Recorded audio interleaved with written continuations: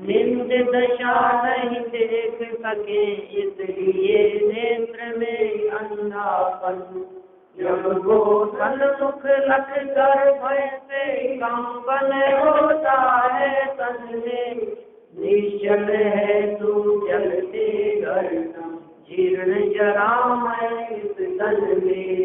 अति के भोगिया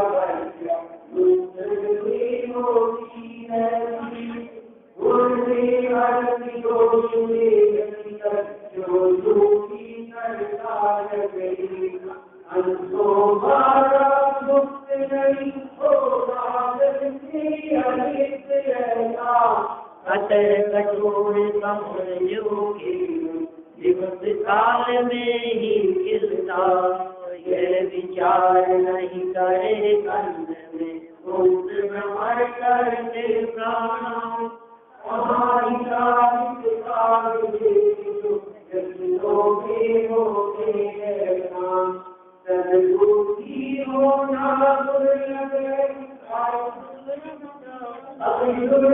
विचार कर लो प्रमाणी अतः ज्ञानियों को है तो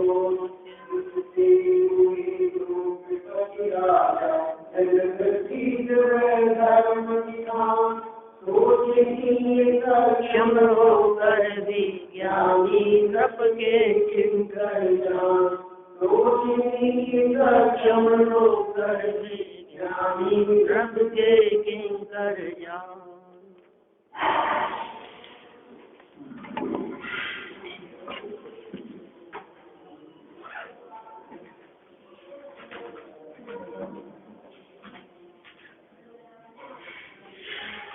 व्यसनी को हिताहित का अभाव, ये प्रकरण अपने को यहाँ आगे चलाना है।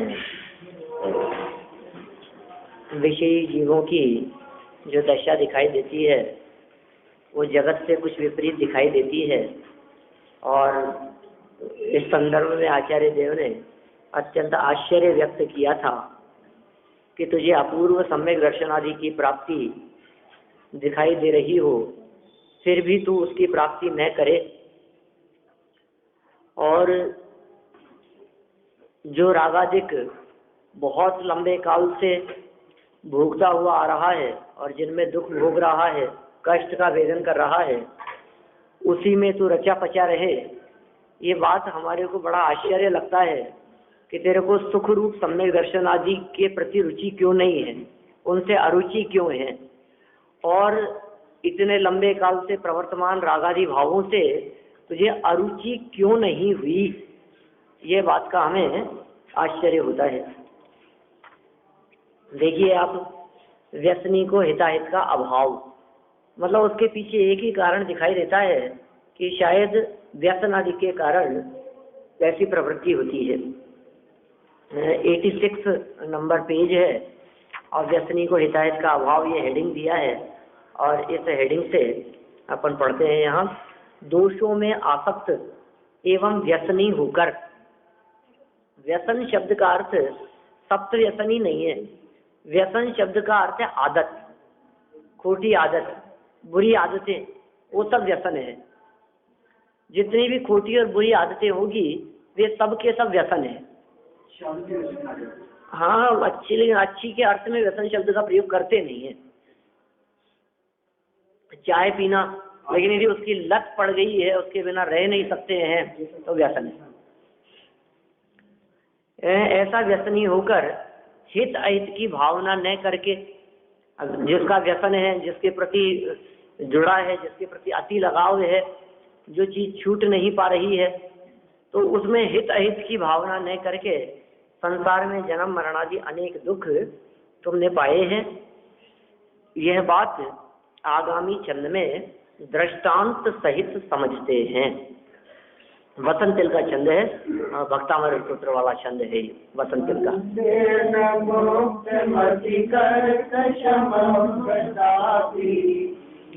संगतम दिन विकासी सरोजमेथम नालोकितम मधुकरेण व्रतम व्रतैव श्राय कुतो व्यसनिनां हंसो द्वारा मुक्त नहीं होता जल से अरिष्ट ऐसा, अतः कठोर कमल जो केवल दिवस काल में ही खिलता, यह विचार नहीं करे संत में मुक्त भ्रमण करके ठाना, साहित्य का विवेक जो व्यसनों में होते हैं। देखो कितने सुंदर यहाँ उदाहरण दे दिया है, और बहुत ही मार्मिक बात यहाँ कहना चाहते हैं। हंसों द्वारा भुक्त नहीं, हंसों के द्वारा भोजन नहीं किया जाता, भक्षण नहीं किया जाता। माने हंस जिसे नहीं खाते हो, सरोवर में हम जानते हैं हंस भी रहते हैं और सरोवर में कमल भी खिलते हैं। ये कह रहे हैं हंस उस कमल का सेवन नहीं करते, हंस कमल को नहीं खाते, और जल से अलिप्त रहता है कमल। हंसों द्वारा भुक्त नहीं, हंस जिसका सेवन नहीं करते और जल से अलिप्त रहता है, माने जल जिसको स्पर्श नहीं करता। अतः कठोर कमल जो केवल दिवस काल में ही खिलता, सिर्फ दिन में ही खिलता है वो कमल। तीन बातें कह दी कमल के संदर्भ में।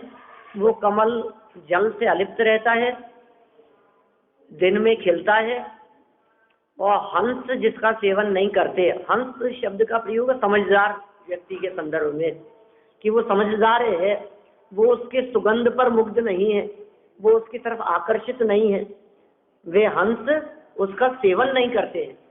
ठीक है, भेद विज्ञान है, हंस को भेद विज्ञान है, ज्ञानी है, समझदार है। यह विचार नहीं करे, ऐसा विचार नहीं करता, गंध में मुग्ध भ्रमर करते प्राणांत, ऐसा विचार नहीं करते हुए गंध में ही, सुगंध में ही मुग्ध रहने वाले, सुगंध में ही आकर्षित होने वाले जो भ्रमर अर्थात भौरे हैं, वे करते प्राणांत, अपने प्राणों का अंत कर लेते। हिताहित का जिसे विचार नहीं है, विवेक नहीं है, ऐसे भ्रमर, ऐसे भौरे, सूर्य दिन में ही खिलता है इस बात का विचार नहीं करते हुए, रात्रि में वो सूर्य नहीं, कमल जो है वो दिन में ही खिलता है इस बात का विचार नहीं करते हुए, जो भ्रमर उसमें कमल में जाकर उसकी सुगंध के लाभ प्राप्त करने के वशीभूत होकर, ये कह रहे हैं ना, उसमें मुग्ध होकर, और ये विचार नहीं करते हुए कि अभी रात्रि हो रही है और कमल बंद हो जाएगा, उसमें से उड़ते नहीं है, और क्या करते हैं, अपने प्राणों का हानि कर लेते हैं, मृत्यु को प्राप्त हो जाते हैं। जबकि निकल सकता है, जबकि उसके प्राणांत न हुए हैं, और वो थोड़ा सा हिताहित का विचार कर ले कि मुझे यदि सुगंध चाहिए तो जब तक खिला हुआ है तब तक इसमें से सुगंध ले ले, दिन में ही खिलता है, रात्रि के अंदर बंद हो जाता है, तो ये बंद होने लगे तो मैं इसमें से निकल जाऊं। लेकिन अति आसक्ति है, ये व्यसन क्या, थोड़ा और, मतलब थोड़ा और, अभी निषेध नहीं कर रहे उसका, आप लड्डू खा ले हुए हैं, उसका निषेध नहीं है, लेकिन अति सर्वत्र वर्जित, अति का सर्वत्र निषेध है।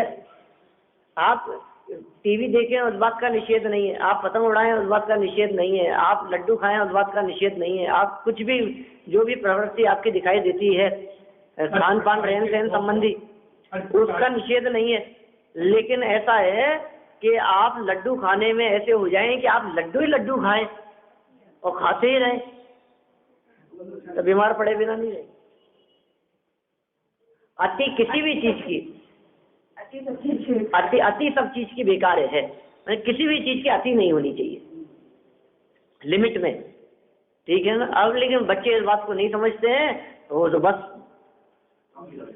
टॉफी टॉफी टॉफी जितनी खिलाओ सब अति वर्ग, खाने का निषेध नहीं है, हमें कोई ऐतराज नहीं है। बना एक खा लिया, दो खा लिया, ज्यादा खा लिए तो फिर समझ लो आप। हाँ, जैसे दवा की गोली से अगर जगह होती तो एक लड्डू। हाँ देखिए क्या कह रहे हैं यहाँ, ऐसे ही कह रहे हैं जो भ्रमर है वो क्यों प्राणांत हो जाते हैं उसके, गंध में मुक्त भ्रमर, गंध में मुग्ध, यदि गंध में मुग्ध ना होता, घ्राणेन्द्रिय के वशीभूत होकर के भ्रमर अपने प्राण गंवाते हुए देखे जाते हैं। पीछे पंचेंद्रिय विषयों में मुग्ध होकर के प्राण गंवाते हुए जीवों की चर्चा हमने पढ़ी है, देखी है, इसी आत्मानुशासन नामक ग्रंथ में इन्हीं गुणभद्राचार्य देव ने अनेक उदाहरणों के माध्यम से वो बात बतलाई है। भ्रमर का ऐसा हो जाता है, इसका ऐसा हो जाता है, मछली इस प्रकार से प्राण गंवाती है, हाथी इस प्रकार से प्राण गंवाते हुए देखा जाता है, कीट पतंगे इस प्रकार अपने प्राण गंवा देते हैं। ये सब चर्चाएं अपन ने पीछे पढ़ी है। एक एक इंद्रिय के वशीभूत होकर प्राण गंवाने वाले, प्राणों की कीमत पर भी इंद्रिय विषयों को भोगने वाले ऐसे जीवों की चर्चा हमने पीछे पढ़ी है, ऐसी चर्चा की है हमने पीछे। अब सोचिए आप, ये कह रहे हैं अति आसक्त, चक्षु इंद्रिय के विषय में अति आसक्त होंगे तो क्या होगा, कर्ण इंद्रिय के विषय में अति आसक्त होंगे तो क्या होगा, हिरण है, सर्प है, पकड़ लिए जाते हैं, बांध दिए जाते हैं, पराधीन हो जाते हैं, चमड़ी उतार दी जाती है उनकी, अनेक प्रकार के दुख और कष्ट को भोगते हैं। यह विचार नहीं करे, कौन सा विचार नहीं करे कि दिवस काल में ही खिलता, यह विचार नहीं करे तो प्राणांत हो जाते हैं। कहाँ हिताहित का विवेक, जो व्यसनों में होते हैं भ्रांत। भ्रमर हो गया है गंध में मुग्ध और हमारी दशा दिखाई देती है व्यसनों में होते हैं भ्रांत।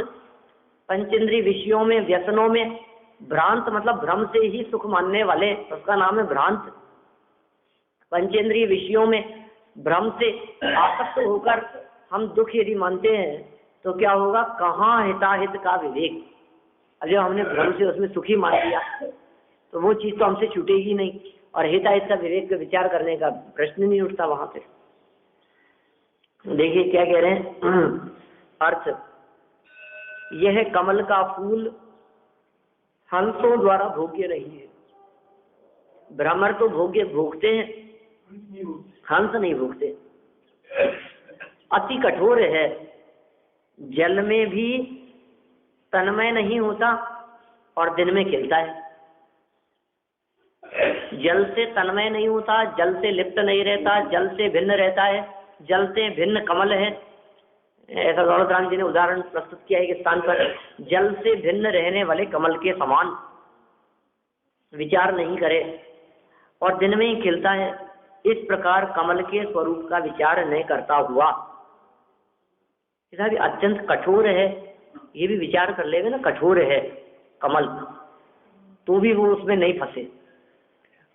उसे इस बात का भी विचार नहीं होता कि ये कमल की पंखुड़ियां कठोर भी है।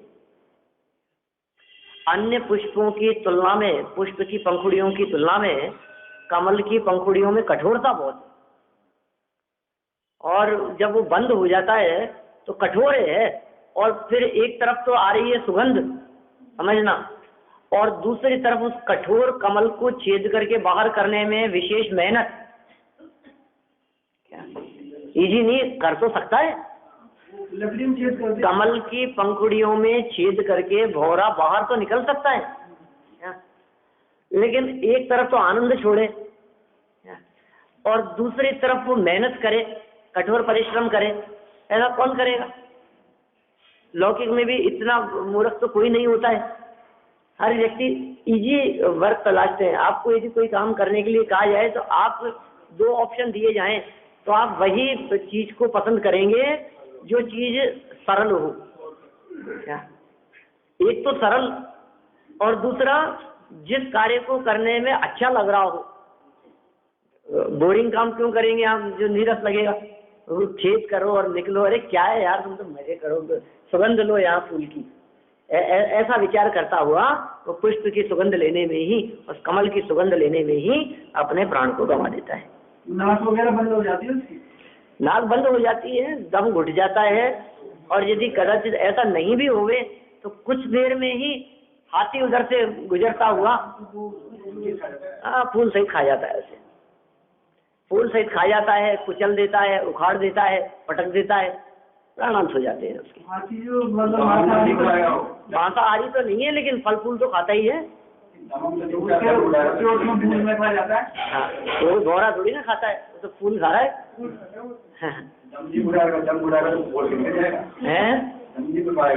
नहीं नहीं, दम घुटता क्यों नहीं है? नहीं निकलेगा, दम तो घुट रहा है, कोई बात तो नहीं, लेकिन थोड़ा और आनंद भी तो आ रहा है ना। विषयों में अति आसक्त, विषय में अति मुग्ध, हाँ संसार वृक्ष वाला हिसाब है, समझ लो आप, कोई दशा है। देखिए, यह कमल का फूल हंसों द्वारा भोग्य नहीं है, अति कठोर है, जल में भी तन में नहीं होता और दिन में खिलता है। इस प्रकार कमल के स्वरूप का विचार न करता हुआ भौरा गंध का लोभी होकर व्यर्थ ही मृत्यु को प्राप्त होता है। व्यर्थ ही हो रहा है का मतलब वो अभी उसका मरने का काल तो नहीं आया एक प्रकार से, लेकिन बिना ही मतलब बेमतलब में ही मर रहा है, मृत्यु को प्राप्त होता है। उसी प्रकार कैसा मूर्ख है ये भौरा, छोड़ क्यों नहीं देता है?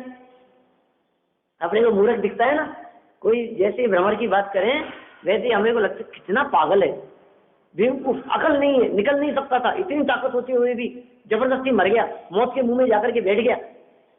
अपने को कैसे लगता है? ये कह रहे हैं उसी प्रकार व्यसनी को व्यसन की तीव्रता से अपने हित अहित का विवेक कहाँ से होगा, अर्थात नहीं होगा। वाह! ऐसे व्यसनी जीवों को व्यसन की तीव्रता से अपने हित अहित का विवेक नहीं हो सकता, जिस प्रकार भंवरे को गंध की तीव्रता से हिताहित का विचार नहीं था। जिस प्रकार भ्रमर को गंध की तीव्रता से हिताहित का विचार नहीं था, उसको सूंघने में आसक्त था, उसी प्रकार भोजन में आसक्त, उसी प्रकार स्पर्शन इंद्रिय के विषय में आसक्त, उसी प्रकार देखने में अति आसक्त, सुनने में अति आसक्त, गाने सुनने में ऐसे ऐसे अति आसक्त दिखाई देते हैं। ट्रेन आकर के ट्रेन की पटरी को पार कर रहे हैं और एक्सीडेंट हो गया, ट्रेन की आवाज नहीं सुनी, क्यों? वो कान में ईयरफोन लगाकर गाने सुन रहे हैं। तो कर्णेंद्रिय के विषय में अति आसक्त।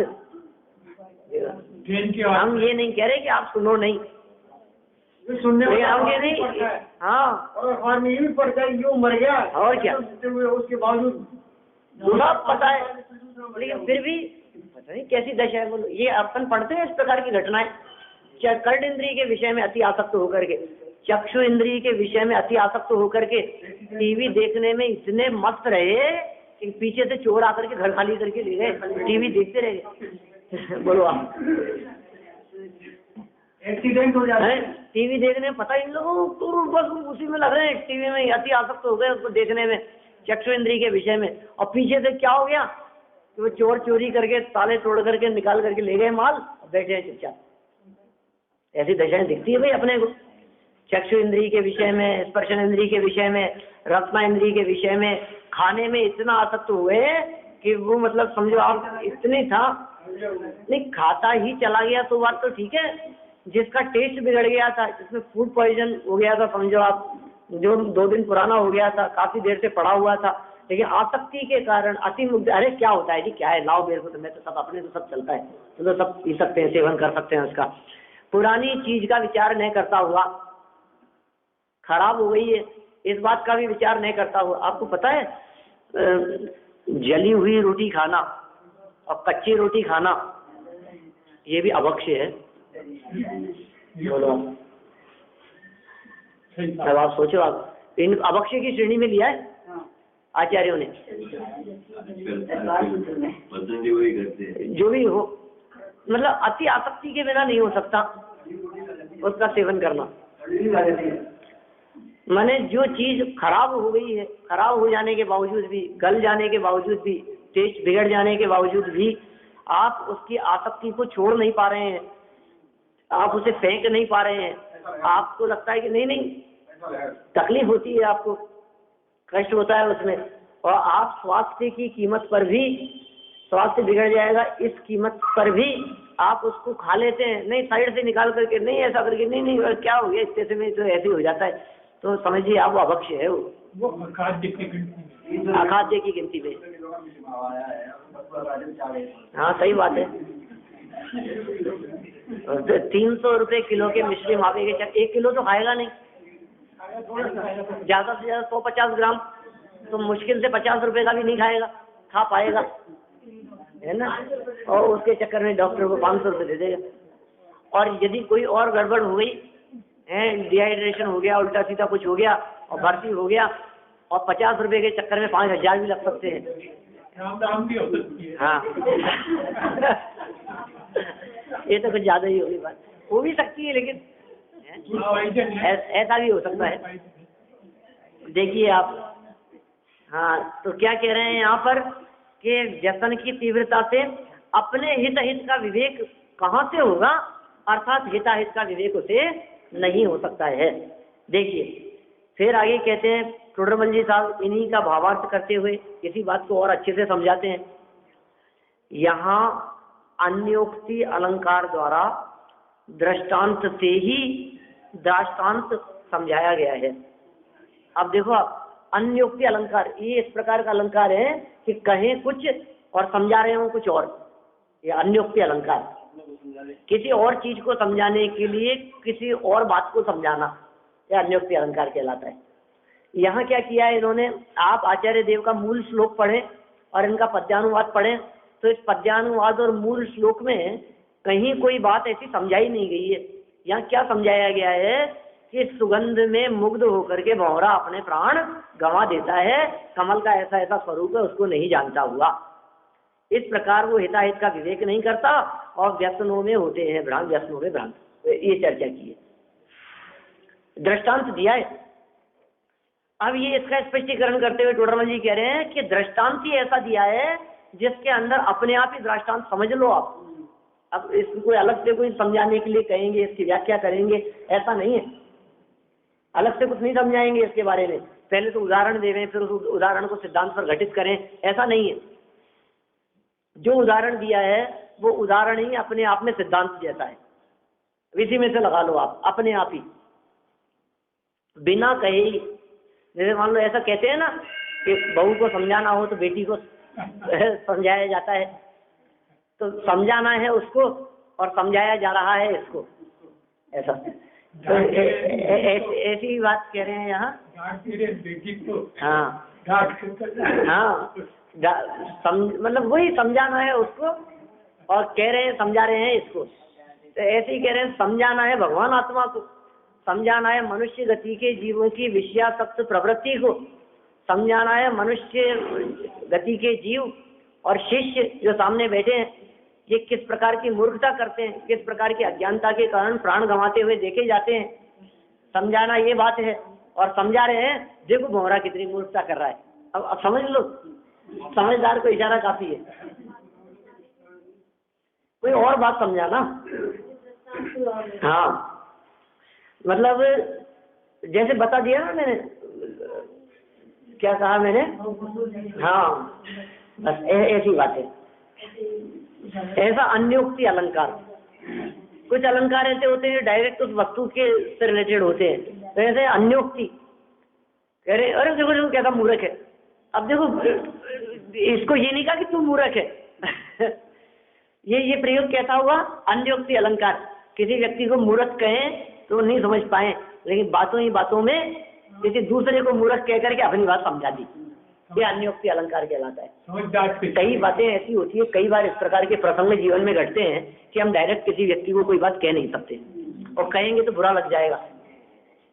तो फिर उसे क्या कहते हैं, कोई अन्य का उदाहरण बना करके, आपको पता है उसने ऐसा गलत काम किया था, ऐसा मूर्ख है वो भी है, कैसी कैसी बेवकूफी, तो अपन ने किसी और के बारे में बतला दिया, अब वो समझ गया कि अरे यार मैंने भी ऐसी गलती की है, ये मेरे को नहीं करनी चाहिए। उसके बारे में कोई चर्चा नहीं की हमने, उसको कुछ नहीं बतलाया, उसको कुछ नहीं समझाया कि तुमने ये किया है। उसको तो यही पता है कि जैसे मेरे बारे में तो इनको पता नहीं, ये तो उसकी बात कर रहे थे। समझ में आ रही है बात? तो ऐसा अलंकार कहलाता है अन्योक्ति अलंकार। ये मूर्खता की चर्चा इन्होंने यहाँ की है, किसके बारे में? भ्रमर के संदर्भ में। भौरा अत्यंत मूर्ख, प्राण गंवा देता है, ताकत भी है, समझ भी है, लेकिन समझ का प्रयोग कौन करे? व्यसनों की प्रवृत्ति ऐसी होती है जिसमें ये जीव विवेक और विचार शून्य हो जाता है। अति आसक्ति में, खाने में इतने मस्त हो गए कि अपन तो बस फिर पता ही नहीं अपने, ये व्यसनों की प्रवृत्ति ऐसी है। गाड़ी छूट गई। इसलिए भोगने का निषेध नहीं है, भोगों से पूरी तरह से निवृत्त होवे तो बहुत ही अच्छी बात है। पंचेंद्रिय विषय भोगों को छोड़कर यदि नग्न दिगंबर मुनि अवस्था अंगीकार की जा सके, इतनी योग्यता, इतनी सामर्थ्य, इतनी पात्रता अपने में दिखाई देती हो तो अवश्य यह कार्य करें। लेकिन यदि कदाचित न हो सके तो दिन में 2 बार शुद्ध सात्विक भोजन करने का निषेध तो नहीं है। आप भोजन करें, शुद्ध सात्विक करें, मर्यादित करें, जो खाने योग्य हैं उन वस्तुओं का सेवन करें, उसका निषेध नहीं है। लेकिन अति यदि होगी, आसक्ति यदि उसमें होगी तो फिर उसका निषेध है।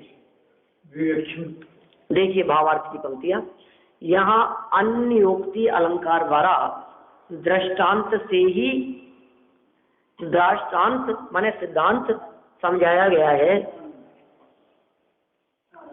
इसलिए देखो आप ऊपर जो पंक्ति थी ना, उसमें ऐसा लगा कि क्या है ये, दृष्टांत सहित समझाते हैं, ऐसा नहीं है, दृष्टांत सहित समझते हैं। मैं इसके चक्कर में पढ़ रहा था कि शायद ये समझाते शब्द होना चाहिए, ऊपर जो उत्थानी का थी ना इसकी, यह बात आगामी चंद में दृष्टांत सहित समझते हैं। और जगह जगह तो बार बार में ये बात देते हैं, ये बात समझाते हैं, समझाते हैं, समझाते हैं, आचार्य देव समझाते हैं, लेकिन ये समझते हैं माने ये जो इसके टीकाकार हैं, इसकी व्याख्या करने वाले हैं, चोडरमल जी साहब हैं, ये कह रहे हैं कि इसको आगे आचार्य देव समझाते हैं, ऐसा नहीं है आचार्य देव ने समझाया नहीं है इस बात को आगे, लेकिन इस बात के लिए आचार्य देव ने जो दृष्टांत दिया है हम उससे समझते हैं। इसलिए समझते, देखो एक एक शब्द, एक मात्रा छूटी है उसमें, अपने को लगता है कहीं मिस्टेक होगी, लेकिन वो भी समझदारी से लिखा है, समझाते नहीं समझते हैं। हाँ, अब तक तो करेक्शन कर दिए होते अपन ने। समझाया गया है क्या? दृष्टांत सिद्धांत, दृष्टांत समझाया गया है दृष्टांत से। जिस प्रकार भौरा गंध के लोभ से कमल में बैठता है, क्यों बैठा भी तो कमल में जाकर के ये बता कि गंध के लोभ से जाकर के बैठा, परंतु ये विचार नहीं करता कि हंसों ने इसका सेवन नहीं किया। ये विचार नहीं करता कि उन्होंने सेवन क्यों नहीं किया, वो विचार नहीं कर रहा है और खुद जाकर के उसमें अति आसक्त हो गया है। यह कठोर है, जल से भिन्न ही रहता है और रात्रि में बंद हो जाता है। वह तो अति आसक्त होकर उस कमल में ही मृत्यु को प्राप्त होता है। ये भौरे की चर्चा कर दी इन्होंने। यदि थोड़ा बहुत विचार कर ले कि मैं जो ये काम कर रहा हूँ, देखो इसी को यदि अपन थोड़ा सा सिद्धांत पर घटित करेंगे ना तो बात समझ में आ जाएगी। इसी प्रकार ये अज्ञानी जीव पंचेंद्रिय विषय भोगों को भोगता हुआ, उनमें सुख मानता हुआ, उनमें अति आसक्त होकर जाकर के बैठता हुआ, यह विचार नहीं करता कि महामुनि राजों ने इनका त्याग कर दिया, वे इनमें आसक्त नहीं है। ज्ञानी धर्मात्मा जीव पंचेंद्रिय विषय भोगों से विरक्त हैं, इस बात का वो विचार नहीं करता। यदि इस बात का पहले ही विचार कर लेता कि देखो मुनि राजों को ये इससे विरक्त हो गए हैं, तो फिर स्वयं भी उसमें आसक्त होकर के अपने प्राण न गंवाता। कितनी सुंदर बात की, हंसों ने इसका सेवन नहीं किया, ये नहीं विचार कर रहा कि यार मैं एक बार ये काम करने से पहले देख तो लेता कि इसने क्यों नहीं किया, आखिर उसको पता था कि इसमें कहीं ना कहीं गड़बड़ी हो जाएगी, इसलिए वो उससे बच करके रहे। हमको कम से कम दूसरे को देख करके सीख लेना चाहिए। हंसों को देख करके यदि भंवर सीख ले तो प्राणांत न होवे। इसी प्रकार ज्ञानी धर्मात्मा, पुराण पुरुष, साधर्मी पुरुष, त्यागी, तपस्वी, महामुनिराज, विषय विरक्त, ऐसे साधर्मियों को देखकर, ऐसे मुनिराजों को देख करके ये व्यक्ति दूर से ही सीख लेवे कि ओहो समझदार ये काम नहीं कर रहे, मैंने अपने करने योग्य नहीं है, तो फिर ऐसे कोई दिक्कत नहीं होगी। लेकिन उनको न देखता हुआ, उनकी तरफ विचार नहीं करता हुआ यह व्यक्ति मृत्यु को प्राप्त होता है। देखो आप, उसी प्रकार कहते हैं यहाँ कुछ और, उसी प्रकार सुख के लोभ से विषयों का सेवन करता हुआ, लोभ है सुख का और विषय का सेवन करता हुआ विषयों का सेवन कर रहा है, सरागी जीव यह विचार नहीं करता कि महान पुरुषों ने इन विषयों का सेवन नहीं किया है, ये विचार नहीं करता। देखो, एक व्यक्ति को यदि राजा बना दिया जाए, कोई राजा है और वो राजा अपने पुत्र को बुला करके कहता है चलो तुम्हारा राज तिलक करना है, तो पुत्र कितना खुश हो जाता है ना। वो कहते हैं अरे अब तो मैं राजा बन जाऊंगा, अब तो मजा आ गया, अब तो मेरा ही शासन चलेगा, अब तो मेरा ही साम्राज्य होगा, मैं इस नगर का सर्वश्रेष्ठ व्यक्ति अधिकारी बन करके रहूंगा, कितना मजा आ जाएगा। लेकिन वो इस बात का विचार नहीं कर रहा कि जो राज्य दे रहा है वो राज्य क्यों छोड़ रहा है। बोलो, कोई समझदारी नहीं रखता ऐसी कि ये मेरा राज तिलक क्यों कर रहे हैं, यदि आप दीक्षा लेते ये राज छोड़ करके दीक्षा के लिए क्यों जा रहे हैं। मतलब इस बात का यदि वो विचार कर ले तो वो उसमें अति आसक्त नहीं हो सकता, मुक्त नहीं हो सकता। सुख के लोभ से विषयों का सेवन करता हुआ सरागी जीव यह विचार नहीं करता कि महान पुरुषों ने इन विषयों का सेवन नहीं किया, ये विषय कठोर और दुखदायक है। महापुरुष क्यों छोड़ गए, कठोर भी हैं और दुखदायक भी हैं, निर्मल आत्म स्वभाव से भिन्न ही रहते हैं, आत्म स्वभाव से भिन्न ही रहते हैं और पाप का उदय आने पर बिखर जाते हैं। क्या ये दुखदायक है, पंचेंद्रिय के विषय आत्म स्वभाव से भिन्न है और पाप का उदय आएगा तो ये पंचेंद्रिय के विषय साथ नहीं देंगे, ये पंचेंद्रिय के विषय साथ नहीं रहेंगे, ये पंचेंद्रिय के विषय बिखर जाएंगे, टूट जाएंगे, छूट जाएंगे, भिन्न हो जाएंगे, अलग हो जाएंगे हमसे। यह सरागी जीव तो व्यर्थ ही पाप का बंध करके नरकादि का पात्र होता है। क्या होता है ये जीव, सरागी होकर के व्यर्थ में ही पाप का बंध करता है और नरकादि का पात्र होता है, नरक जाने का काम कर रहा है बिना ही मतलब में। इसे पता नहीं है इस बात का कि मैं इन भोगों को भोग करके कहाँ जाने की तैयारी कर रहा हूं। विषय तो छूटेंगे, पुण्य के उदय से प्राप्त होते हैं तो पुण्य का उदय क्षीण हो जाने पर बिखर जाते हैं, पाप के उदय से अयोग्य वस्तुओं की प्राप्ति होती है, सहज है ये। और पुण्य पाप कर्म के उदय से रहित कोई जीव नहीं है, सब जीवों के पुण्य का उदय तभी पाप का उदय, इस प्रकार उदय चलता ही रहता है। तो ये कह रहे हैं पाप का बंध करके नरकादि का पात्र होता है, क्योंकि व्यसनी जीव को अपने हित का विचार नहीं हो सकता।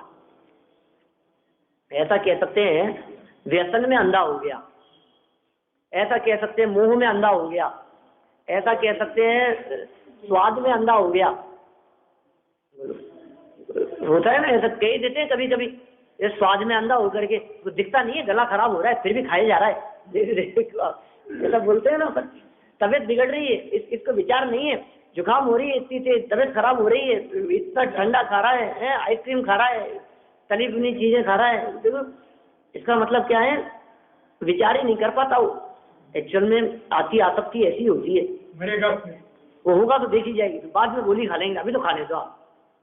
डायबिटीज से परेशान है, बीमार है, डॉक्टर ने मीठा मना किया है, डॉक्टर ने घी तेल मना किया है, चिकनाई मना की है, ये कई तरह की बातें जो भी है, और फिर ये कहता है कि नहीं चलने दो, गोली भी खा लेंगे। एक गोली और ज्यादा खा लेंगे और दिखा लेंगे, अभी तो खाने दो यार, देखी जाएगी बाद में, होगा तो होगा। पहले से अरे अभी तो डायबिटीज हुई थोड़ी ना, अभी तो बॉर्डर पे आई है। दिखते हैं ना ऐसे लोग बहुत से। साहब आप मीठा क्यों नहीं, कि नहीं थोड़ा कंट्रोल, क्यों डायबिटीज है? नहीं है तो नहीं, लेकिन बॉर्डर पर किनारे तक आ गई है, तो अब कहीं हो नहीं जाए पहले से ही साहब। अरे मूर्खपना करते हो यार, आप भी गजब ही करते हो। जिनके हो जाती है वही खाते हैं। और तुम किनारे पर आ गई हो, उसमें घबरा रहे हो।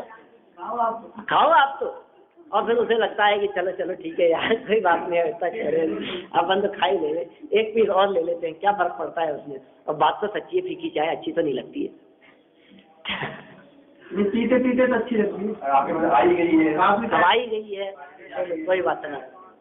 देखो व्यसनी, मतलब व्यसनी शब्द एक्चुअल में बुरा लगता है अपने को, कोई भी अपने आप के लिए व्यसनी कहलाना पसंद नहीं करता है, लेकिन सब किसी न किसी विषय में आ सकते हैं, किसी न किसी में। क्यों, आप समझ लीजिए, अभी सुनने में ही अति आसक्त हो गए, देखने में ही अति आसक्त हो गए, खाने पीने में ही अति आ सकते हैं। जो चीज रुचती है, जो चीज पसंद आती है, जैसे कहते हैं ना कभी कभी तो कि ये चीज इनकी कमजोरी है, पता है कई किसी न किसी की, साहब गुलाब जामुन तो इनकी कमजोरी, इनसे कोई भी काम कराने हो ना तो आप समझ क्या मक्खन बड़े तो इनकी कमजोरी है, समझ लो आप। वो सामने आने के बाद में फिर ये इतने खुश हो जाते हैं, फिर तो ये कुछ भी कर सकते हैं। जुआ के अंदर पांडव जुआ में सब कुछ हार गए, लेकिन जुआ की आसक्ति के कारण को दाव पड़ता है। वही आसक्ति, कुछ न कुछ, ये आसक्ति बहुत खराब चीज है। और हर व्यक्ति को, किसी को कोई ना कोई ऐसा कोई नहीं होगा जिसको कुछ भी पसंद नहीं हो। हम लोगों में से चाहे कोई भी चीज पसंद हो, पसंद हो। अरे पसंद का मतलब ये है उसमें आसक्त होकर के अति रुचि होती है। जो चीज जितनी ज्यादा पसंद होती है, फिर वो उसके लिए कुछ भी कर देता है, ऐसा है। कोई मिठाई बहुत पसंद है, किसी का हलवा पसंद आता है, तो किसी का मूंगसाल पसंद आता है, किसी को उसकी मिठाई पसंद आती है, तो किसी को रामू की बर्फी पसंद आती है, किसी को सोजिया का मूंगसाल पसंद आता है, नहीं किसी को फीनी वाले की फीनी फेवरेट है, तो किसी को उसकी नमकीन पसंद आती है, किसी को उसकी कचौड़ी अच्छी लगती है। बोलो सबका अपना खाने की बात कही है मैंने ऐसे। हाँ, ऐसी जो रुचि विषयों में दिखाई देती है, ऐसी रुचि यदि अपने स्वभाव में होवे तो आत्म कल्याण हो जाए। ये कह रहे हैं व्यसनी माने आसक्त, व्यसनी माने तीव्र रुचि जिस किसी विषय के संदर्भ में है। ऐसे तीव्र रुचि संपन्न जीवों को अपने हित का विचार नहीं हो सकता। विषयासक्ति के कारण पहले तो कुछ भाषित नहीं होता, लेकिन उसके फल में स्वयं ही दुख भोगता है, स्वयं ही परेशान होता है, स्वयं ही पीड़ित होता है। इसलिए बुद्धिमान लोगों को तो प्रमादी होना योग्य नहीं है। इसलिए बुद्धिमान लोग भी यदि प्रमादी होते हैं तो फिर हमारे को थोड़ा सा विचार करने की बात आती है। और ऐसी चर्चा इन्होंने आगामी छंद में की है। कल अपन इस चर्चा को आगे बढ़ाएंगे।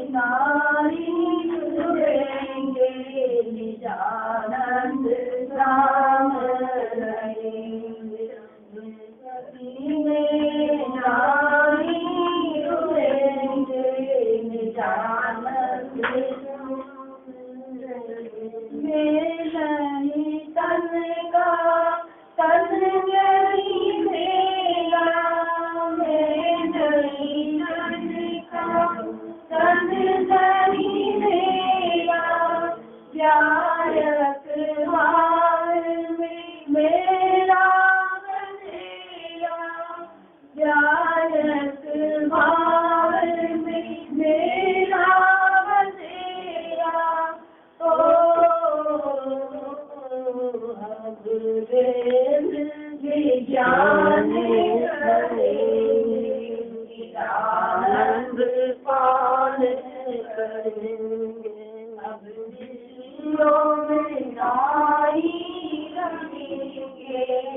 आनंद पान करेंगे।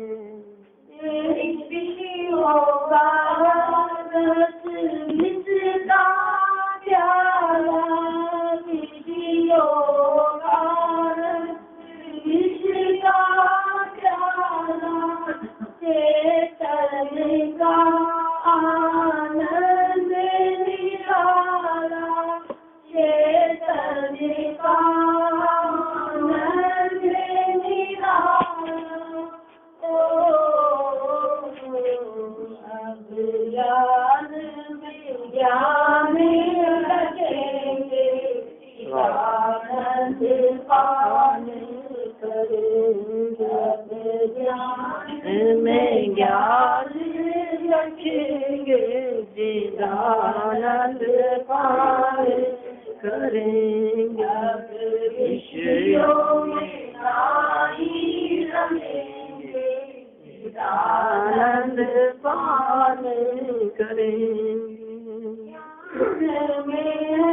ज्ञान प्रभु मेरा, ज्ञान में ज्ञान प्रभु मेरा, ज्ञान भाव में ज्ञान डेरा, ज्ञान भाव में ज्ञान का डेरा।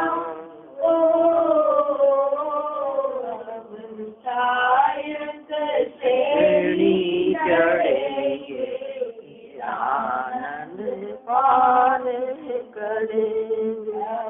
शायद श्रेणी चढ़ेंगे, आनंद पान करेंगे।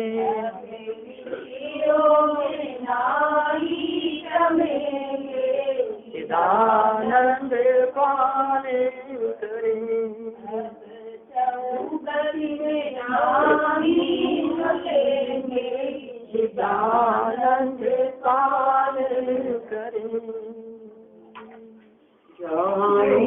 ज्ञान से तुझे लो करो, तो वाणी मस्तक नमो, सदा जय तुम, सदा जय तुम।